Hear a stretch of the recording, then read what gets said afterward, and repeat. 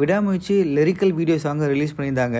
அந்த சாங்கில் பார்த்தீங்க அப்படின்னா அந்த சாங் மேக்கிங் வீடியோவையும் ஆட் பண்ணியிருந்தாங்க. அந்த மேக்கிங் வீடியோவை பொறுத்த வரைக்கும் முழுக்க முழுக்க ஒரு ஷிப்பில் செட்டு போட்டு பண்ணது தான். விடாமுயற்சியோட கடைசி ஷெடியூலில் எடுக்கப்பட்ட வீடியோ தான் இது. ஆக்சுவலாக வந்து லாஸ்ட்டாக தான் அந்த சாங்கை ஷூட் பண்ணாங்க.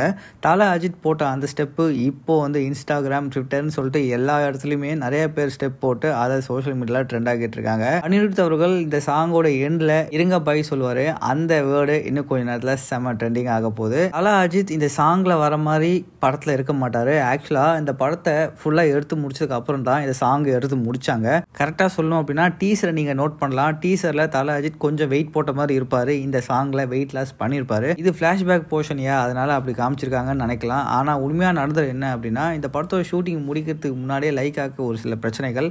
அதனால Thala Ajith good bad ugly படத்தோட ஷூட்டுக்கு போயிட்டாரு. அந்த படத்தோட ஷூட்டிங்காக வெயிட் லாஸ் பண்ணாரு. ஸோ விடாமுயற்சி படத்தோட ஷூட்டிங் லாஸ்ட் ஷெடியூல் வரும்போது தலை வந்து ரொம்பவே வெயிட்லெஸ் பண்ண மாதிரி இருந்தார். உடனே ஃப்ளாஷ்பேக் போர்ஷனாக இது எல்லாத்தையும் செட் பண்ணிட்டாங்க லைக்கா சைடில்.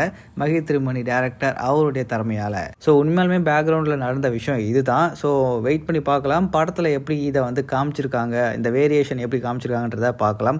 இப்போதைக்கு சோஷியல் மீடியாவில் இந்த நியூஸ் இப்போ இந்த சாங் ரிலீஸ் ஆனதுக்கு அப்புறம் ரிலீஸ் ஆயிருக்கு. எதுவாக இருந்தாலும் தலை வேற லெவல் லுக்கில் இருக்காரு. சாங்கும் சூப்பராக இருக்குது. நீங்கள் இந்த சாங்கை பற்றி என்ன நினைக்கிறீங்கன்றத கமெண்ட்டில் போட்டுருங்க. மறக்காம சேனலை சப்ஸ்கிரைப் பண்ணிக்கோங்க.